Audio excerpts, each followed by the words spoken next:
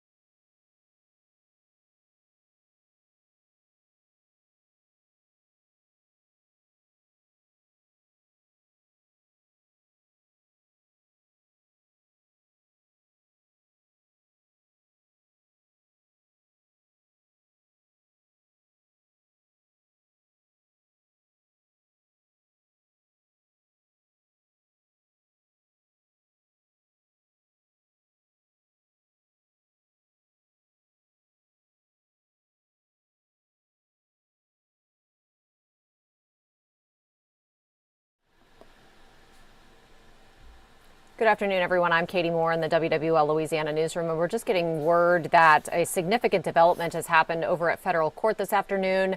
Apparently, a federal judge has decided that the NOPD will be allowed to end their federal oversight early. Now, just in January, February timeframe of this year, Judge Susie Morgan, who oversees this document and this process called a consent decree, decided that the NOPD could sort of enter an off-ramp, a way out of this federal oversight that has been ongoing since around 2010.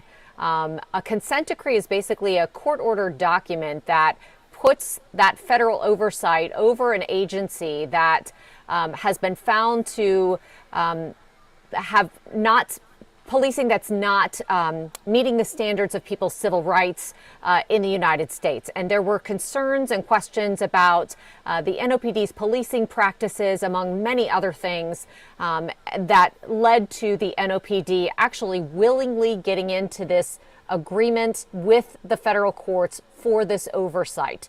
Under Mayor Mitch Landrieu at the time, the NOPD decided they needed some sort of oversight in order to bring their policing standards up to constitutional standards.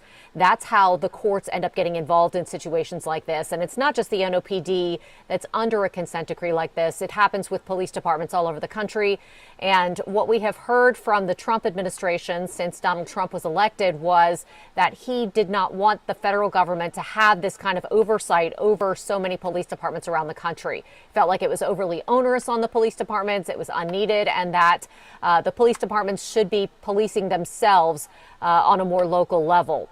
So what that means is that the Department of Justice under the Trump administration has moved in several instances to get these police departments out from under federal oversight and federal control. And that is what we're seeing here in New Orleans at this hour. Just a little while ago, there was a hearing in the case in federal court. Judge Susie Morgan has been overseeing the consent decree involving New Orleans police since it was started back in 2011, 2012 timeframe. She has been the one who has held hearing after hearing with both the NOPD, city attorneys, everyone who's been involved in this. And I think what we've heard from Mayor LaToya Cantrell is that the federal oversight involving the consent decree has been adding a lot of steps and difficulty to the jobs of New Orleans police officers that may be unnecessary. And not only that, there is a huge cost associated with the consent decree. So that's also been an argument here. In addition, some, including many rank and file on the police department, have felt like it hampered recruitment, it hampered retention of police officers. And as we know, the NOPD is now at a historic low in terms of the number of officers actually out on the street on a regular basis. So there has been a recruitment and retention crisis in the NOPD for several years now. Many people blame that on the consent decree and on all of the excess steps that the New Orleans police officers and the police department has to take, all the hoops that they have to jump through in order to make sure that they're meeting all the terms of the document. Now, if you take a look at the Consent Decree Monitor's website, there's been a website that's been set up during that time so that the public could be actively engaged in the process all along, because the public really is who's affected by this, who's affected by how New Orleans police their own community. And so the Consent Decree Monitor set up a website. They, held hearing after hearing with people, talking about, what's been going on through the process and the steps that the NOPD had to take in order to get out from under this federal oversight. Now, just earlier this year, again, as I mentioned at the top of this, the NOPD requested to get out from under this consent decree, and Judge Susie Morgan put them under a retention period, or, kind of a, as I mentioned, an off-ramp to kind of get them in the direction to where they could move out from under the consent decree. That was supposed to last 2 years. That was in January. We're now sitting here in October, and we have Susie Morgan asking to get the NOPD out quickly, at a much quicker time frame. So NOPD is likely going to get out from under this consent decree shortly. There have been appeals at the Fifth Circuit, which is, another federal court, about trying to get the NOPD out from under this document, under this oversight. And so Judge Morgan essentially said today that if the appellate court requested or got rid of the current proceedings that were happening, that Judge Susie Morgan would allow them to get out from underneath it. So basically, it's a procedural step that has to happen. And she said if that procedural step happens with the appellate court, then she will agree to the joint motion between the NOPD and the federal court to get out from under, or the Justice Department rather, to get out from under this. Now, let me just read this order to you. This is what she issued just a little while ago. You can see it right here. On September 4th, 2025, the parties filed a joint motion for indicative ruling on Rule 60B-5. It's the motion to dissolve the consent decree.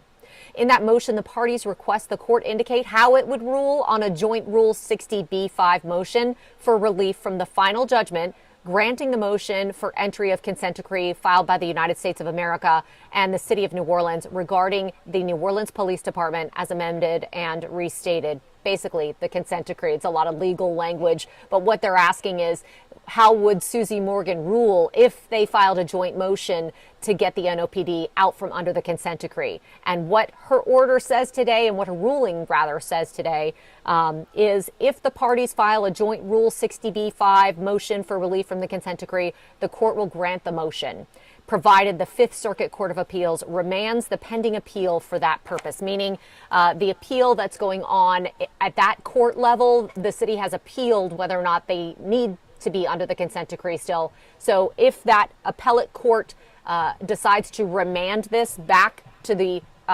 district court, which is where Susie Morgan is, then basically she's saying she will let the NOPD out from under the consent decree. This is obviously a historic moment for the city of New Orleans and for the New Orleans Police Department, given that they have been under this federal oversight and unable to make the changes that the court has felt were necessary to bring the NOPD up to a policing standard that they feel is appropriate until this point. So I know, just again from talking to rank and file police officers, from hearing from elected officials over the last 10 years or so, many have been complaining about the fact that they feel like this has been overly onerous on the police department and the city in terms of the cost, in terms of the hoops that they had to jump through. They felt like they had brought the police department up to a standard that they could now adequately police themselves and make sure that they were handling the public and handling policing in New Orleans in a constitutional manner, in a manner that meets the civil rights of the citizens that they are policing.